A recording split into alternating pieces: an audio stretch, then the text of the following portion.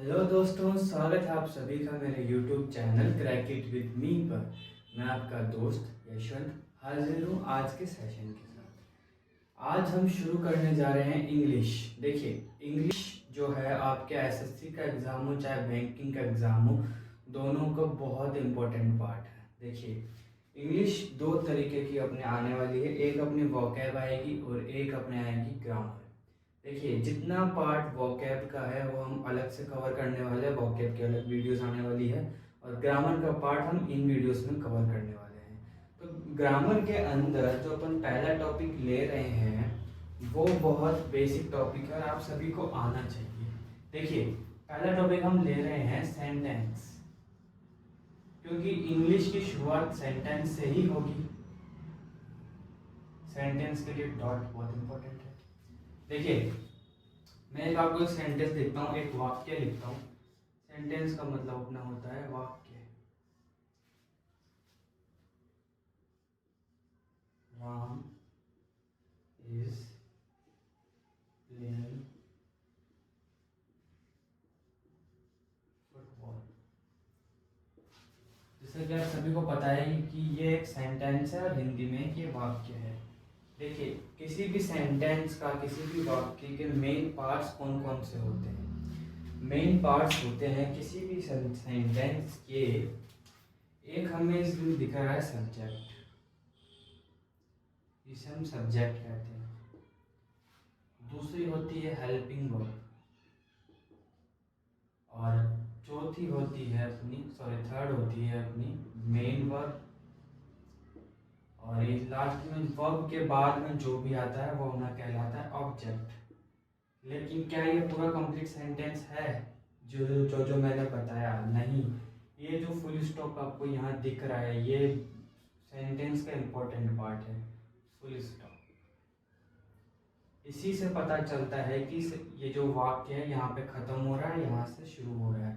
जहाँ भी अगर फुल स्टॉप नहीं होगा तो वो सेंटेंस नहीं कहलाएगा। देखिए, सेंटेंस का स्ट्रक्चर यही होता है, पार्ट सारे यही होते हैं। एक जो बेसिक सेंटेंस होता है वो, लेकिन सेंटेंस की जो आत्मा है, अगर मान लीजिए इसमें ऑब्जेक्ट ना हो तो क्या ये सेंटेंस कहलाएगा? जरूरी सेंटेंस कहलाएगा। ठीक है, तो अपन कुछ क्या करना होगा, फुल स्टॉप अपन यहाँ लगा देंगे तो बस ये इतना सा सेंटेंस हो जाएगा। ठीक है, अगर मान लीजिए इसमें सब्जेक्ट ना हो, मान लीजिए इसमें सब्जेक्ट ना हो तो क्या ये सेंटेंस होगा? जी जरूर होगा। तब अपन क्या करेंगे, अब यहाँ वर्ब के बाद अगर हमने डॉट लगाया है, मान लीजिए सब्जेक्ट हमने नहीं लिया, तो बताइए ये कितना सेंटेंस होगा? गौर से देखिएगा, जो हेल्पिंग वर्ब होती है वो सब्जेक्ट की वजह से ही आती है, तो हेल्पिंग वर्ब यहाँ ना आके हमारा जो अपना सेंटेंस है वो केवल इतना सा रह जाएगा। ये भी एक कंप्लीट सेंटेंस है अगर यहाँ फुल स्टॉप है या प्ले। अब बताइए प्ले क्या है? प्ले एक है वर्ब, वर्ब के बाद डॉट। यानी इस पूरे से हमें क्या पता चलता है कि सेंटेंस का इतना सा लॉजिक है कि वर्ब और फुल स्टॉप, बस यही चीज जो है सेंटेंस है। बाकी इसके आगे पीछे, आगे सब्जेक्ट लगेगा, पीछे ऑब्जेक्ट लगेगा, वो भी सेंटेंस के पार्ट्स हैं। ठीक है, मतलब सेंटेंस की जो आत्मा है वो वर्ब होती है। यानी कि एक minute,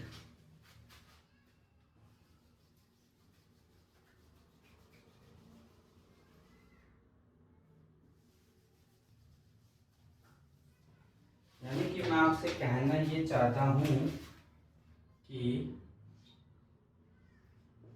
Sita is going to market. देखिए, ये भी एक सेंटेंस है और अगर मैं ये लिखूं सीता इज गोइंग, ये भी एक सेंटेंस है।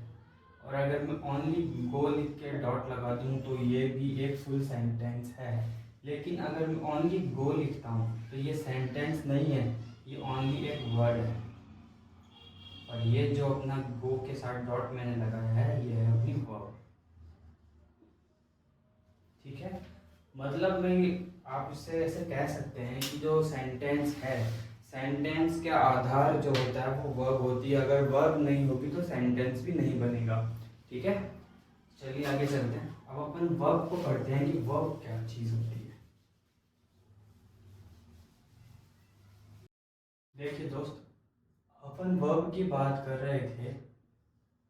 वर्ब हमने दो तरीके से देखी कि जिस वर्ब के आगे सब्जेक्ट आ रहा है, और एक वो देखी थी जिस वर्ब के आगे सब्जेक्ट नहीं गिवन हो। तो जिस वर्ब के आगे सब्जेक्ट नहीं गिवन होता, बस उसके बाद अगर अपन फुल स्टॉप लगा दे तो वह कंप्लीट सेंटेंस बन जाता है। तो अब हम बात करते हैं वह उस वर्ब की जिसके आगे हमें सब्जेक्ट दे रखा हो। एक बार नोट कर लीजिएगा दोस्त कि जहाँ भी वर्ब हो, वर्ब के या आगे यदि सब्जेक्ट गिवन है तो वह वर्ब दो पार्ट में डिवाइड हो जाएगी। एक हमारा कहलाएगा टाइम और एक हमारी कहलाएगी वर्ब। ये टाइम क्या है? ये टाइम है पास्ट, प्रेजेंट और फ्यूचर। ध्यान दीजिए, बस आपको इतना सा याद रखना है कि जहाँ भी वर्ब के पहले सब्जेक्ट गिवन हो, वर्ब के पहले सब्जेक्ट गिवन हो, वह वर्ब दो पार्ट्स में डिवाइड हो जाएगी। पहला हो जाएगा टाइम, दूसरा हो जाएगा हमारी वर्ब। ठीक है, और ये टाइम क्या है? पास्ट, प्रेजेंट और फ्यूचर। बस आपको इतना सा कॉन्सेप्ट याद रखना है कि जहाँ भी वर्ब है उसके पहले सब्जेक्ट आए तो वह वर्ब दो पार्ट्स में डिवाइड हो जाएगी, पहला टाइम में और दूसरा वर्ब में। अब देखिए कि ये जो टाइम है और जो वर्ब है अपनी, टाइम कितना है अपने? टाइम हमारे पास केवल दो है और वर्ब हमारे पास है 5। यानी कि जहाँ भी सब्जेक्ट आए, सब्जेक्ट के बाद यदि कोई वर्ब आए, वो हमेशा टाइम शो करती है।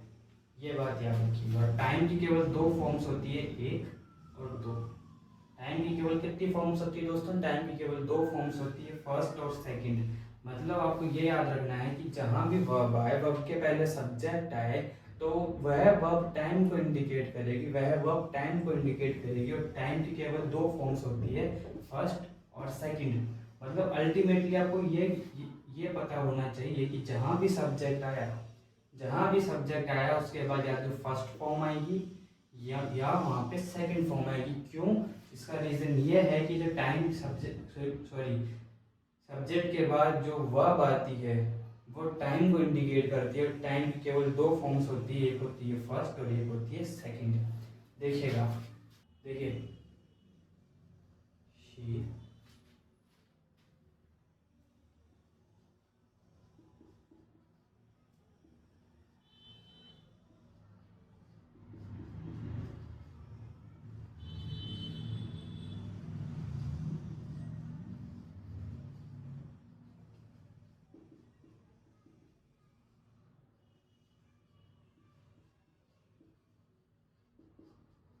बताइए इनमें से कौन कौन सा सही है। चलिए मैं यहाँ पे डॉट पे लगा देता हूँ ताकि ये सेंटेंस बन जाए। ठीक है, अब बताइए, मैंने आपको क्या बताया था कि जो सब्जेक्ट है उसके बाद में आपको वर्ब दिख रही है, वर्ब है उसके पहले सब्जेक्ट दिख रहा है। ठीक है, सब जगह वर्ब है, उसके पहले आपको सब्जेक्ट गिवन है। मैंने आपको क्या बताया था? सब्जेक्ट के बाद जो भी वर्ब है वो टाइम को इंडिकेट करती है। टाइम की केवल दो फॉर्म्स होती है, फर्स्ट और सेकंड। मतलब इनमें से केवल दो ही सेंटेंस करेक्ट होंगे, जो फर्स्ट होगा और सेकंड होगा। क्या ये राइट फर्स्ट फॉर्म है? फर्स्ट फॉर्म है तो ये सही सेंटेंस है। क्या ये रिटर्न फर्स्ट या सेकंड फॉर्म है? नहीं, रिटर्न तो थर्ड फॉर्म है, तो ये गलत हो जाएगा। देखिए, रॉट, रॉट हमारी सेकंड फॉर्म आ गई है तो ये सही है। राइटिंग फोर्थ फॉर्म होती है, गलत है। टू राइट फिफ्थ फॉर्म होती है, ये भी गलत है। यानी कि सब्जेक्ट के बाद ये ओनली जो वर्ब आएगी वो केवल या तो फर्स्ट आएगी या सेकंड आएगी, थर्ड नहीं आ सकती, फोर्थ भी नहीं आ सकती और फिफ्थ भी नहीं आ सकती। ये बहुत इंपॉर्टेंट कॉन्सेप्ट है, याद कर लीजिएगा। चलिए आगे चलते हैं। मैंने आपको टाइम बताया कि टाइम दो होता है, या तो फर्स्ट होता है या सेकंड होता है। देखिए एक बार देखिए, जो हमने चीज़ सीखी कि सब्जेक्ट के बाद वर्ब जो आती है वो टाइम को इंडिकेट करती है। टाइम की दो फॉर्म्स होती है, फर्स्ट और सेकंड। हम उसकी प्रैक्टिस करते हैं। ठीक है, मैं आपको कुछ सेंटेंस देता हूँ, उसकी अपन प्रैक्टिस करने वाले हैं। ओके,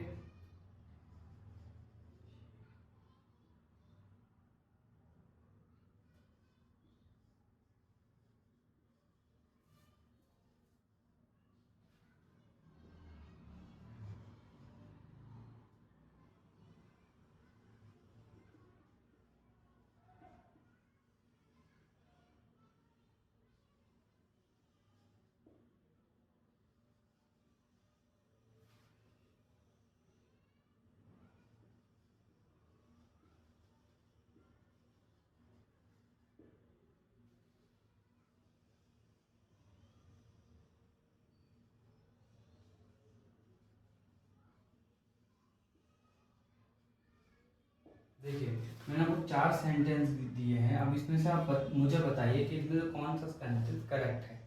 देखिए मैंने क्या बताया था कि या तो फर्स्ट फॉर्म आएगी या सेकंड फॉर्म आएगी सब्जेक्ट के बाद। सब्जेक्ट के बाद यहाँ हमें सेकंड फॉर्म दिख रही है दोस्तों, यहाँ हमें सेकंड फॉर्म दिख रही है, सब्जेक्ट के बाद सेकंड फॉर्म है, तो ये सेंटेंस हमारा हो गया करेक्ट। अब देखिए मेरे दोस्तों यहाँ पे दे रखा है सब्जेक्ट, सब्जेक्ट के बाद हमें गिवन है विल, सब्जेक्ट के बाद हमें गिवन है विल। देखिए अगर ये सेंटेंस आएगा तो मैं आपको एक और बात बता देता हूँ कि जो सब्जेक्ट है, सब्जेक्ट के तुरंत बाद जो वर्ब आए, सब्जेक्ट के तुरंत बाद जो वर्ब आए वो टाइम को इंडिकेट करेगी। उसके बाद जितनी भी वर्ब है वो सारी वर्ब के खाते में जाएगी। देखिए यहाँ पे 2 वर्ब है, तो एक वर्ब तो हमारी टाइम हो जाएगी और एक वर्ब हो जाएगी हमारी वर्ब, ठीक है। तो ये जो टाइम है ये फर्स्ट फॉर्म है, तो ये भी करेक्ट है। शी इटन थर्ड फॉर्म है रॉन्ग, ईटिंग फोर्थ फॉर्म है, ये भी रॉन्ग, ठीक है। चलिए आगे चलते हैं, फटाफट से रफ कर देता हूँ।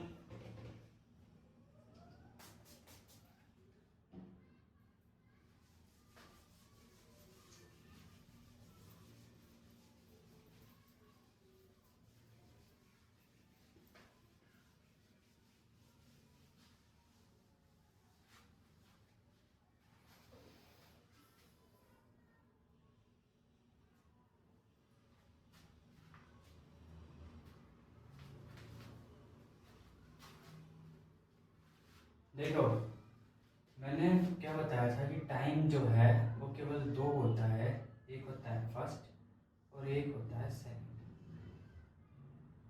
जहाँ भी सब्जेक्ट के बाद यदि फर्स्ट फॉर्म आए, सब्जेक्ट प्लस फर्स्ट फॉर्म, तो वो कौन सा टाइम इंडिकेट करती है दोस्तों, वो टाइम इंडिकेट करती है प्रेजेंट का, ठीक है। और यदि सब्जेक्ट के बाद यदि सेकंड फॉर्म आती है तो वो कौन सा टाइम इंडिकेट करती है दोस्तों, वो करती है पास्ट का टाइम। और अपना एक और स्पेशल केस बनता है जहाँ पे मॉडल आ जाए, मॉडल मॉडल विल शैल आ जाए और प्लस आ जाए फर्स्ट फॉर्म।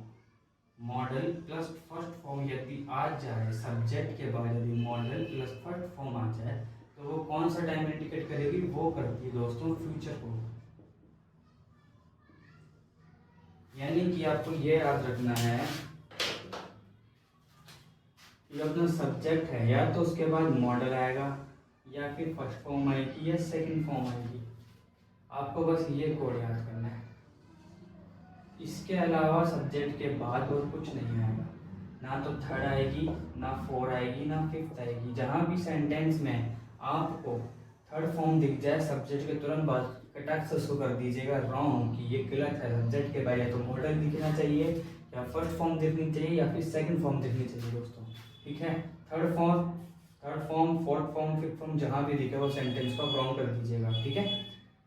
देखिए यदि आप किसी सेंटेंस को जो कि फ्यूचर में है, तो ऑब्वियसली मॉडल दिखेगा, मॉडल दिखा, ठीक है। तो आप उसको आपको प्रेजेंट में कन्वर्ट करना है, तो आप क्या करिएगा, कटाक से मॉडल को हटा दीजिएगा। मॉडल को हटा देंगे ओनली रह जाएगी first form, only first form रह जाएगी, तो वो सेंटेंस कौन सा हो जाएगा दोस्तों, वो दोस्तों हो जाएगा प्रेजेंट का।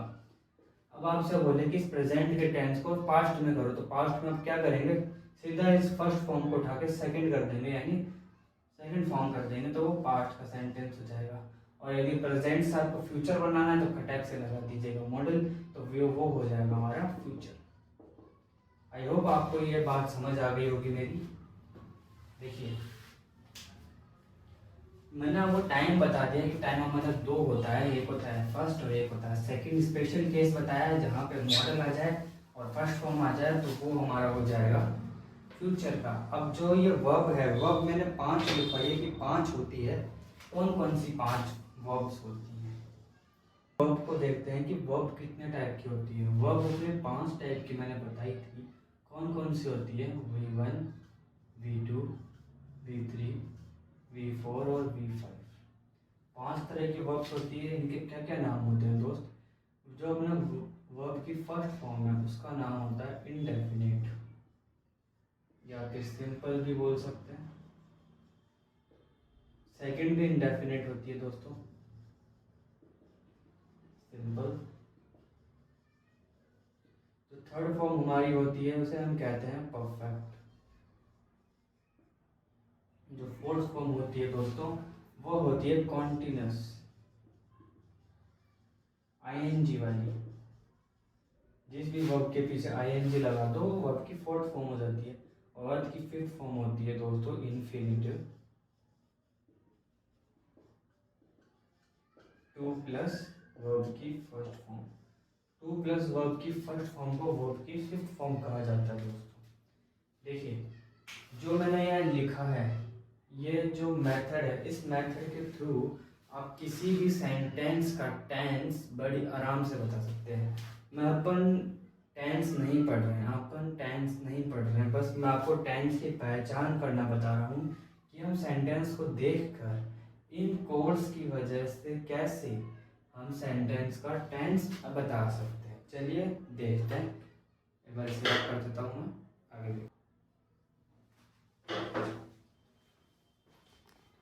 देखिए दोस्त, जो मैंने बताया था उसे मैं एक बार यहाँ साइड में लिख देता हूँ ताकि जब अपन सेंटेंस बनाए तो आपको हेल्प हो। ठीक है, आप देख के बताइएगा। ठीक है, time T1, T2, V1, V2, V3, V4 और V5। मैंने यही चीज़ें बताई थी। और एक हमारा स्पेशल केस में यहाँ लिख देता हूँ, मॉडल प्लस फर्स्ट। ठीक है, तो मॉडल प्लस फर्स्ट था हमारा क्या था, फ्यूचर। जो T1 था हमारा प्रेजेंट, जो T2 था वो पास्ट था। V1 इंडेफिनिट, अभी मैंने बताया था। V2 भी indefinite, V3 perfect, V4 continuous, V5 infinity. ठीक है, देखिए मैं आपको कुछ सेंटेंस लिखता हूँ फिर अपन उसकी प्रैक्टिस करने वाले हैं। देखिए दोस्त, मैंने आपको 3 सेंटेंस यहाँ दिए हैं। चलिए फटाफट से इन चीज के थ्रू हम इसका टेंस बताते हैं फटाफट। देखिए पहले वर्ब को मार्क कर लीजिए, वर्ब और verb। तो वर्ब है, सब्जेक्ट के बाद वाली वर्ब टाइम के खाते में जाएगी तो ये टाइम हो गया, और बाद वाली वर्ब वर्ब के खाते में जाएगी तो ये वर्ब हो गई।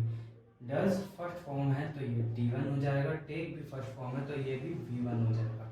T1 को दोस्त हम कहते हैं प्रेजेंट और V1 को कहते हैं दोस्त इंडेफिनिट। तो हमारे इस सेंटेंस का जो टेंस है वो क्या हो जाएगा, प्रेजेंट इंडेफिनिट। फटाफट से इस सेंटेंस को देखते हैं। हमें दे रखा है डिड और गो। डिड हमारे दोस्त टाइम के खाते में जाएगी, गो हमारी वर्ब के खाते में जाएगी। डिड सेकंड फॉर्म है तो T2, गो फर्स्ट फॉर्म है तो V1। जो हमारा T2 है वो जाएगा पास्ट और V1 होता है इंडेफिनिट। तो हमारे इस सेंटेंस का जो टेंस है वो हो जाएगा पास्ट इंडेफिनिट। इस सेंटेंस में देखते हैं डज दे रखा है, वांट दे रखा है। डज हमारा टाइम और जो वांट है हमारी वर्ब हो जाएगी। टाइम 1 है, वर्ब V1 है, T1 हमारा होता है प्रेजेंट और V1 हमारा होता है इंडेफिनिट। तो इस सेंटेंस का टेंस क्या होगा, प्रेजेंट इंडेफिनिट। इसी तरह से और प्रैक्टिस करते हैं। चलिए आगे चलते हैं, रफ कर देता हूँ। चलिए दोस्त, मैं आपको एक फॉर्म्स लिखवा देता हूँ जिससे कि आपको आगे के सेंटेंसेस में हेल्प होगी उनका टेंस बताने के लिए। ठीक है, तो चलिए अपन लिखते हैं फर्स्ट, सेकंड और थर्ड।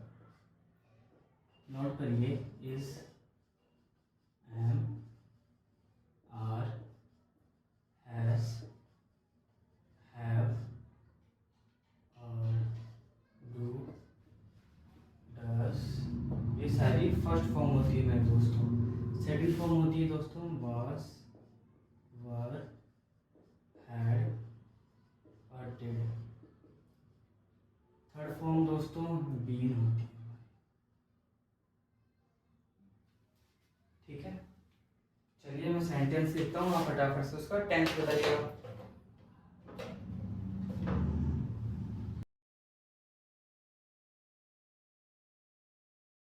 देखिए दोस्त, मैंने आपको यहाँ पर 3 सेंटेंस दिए हैं।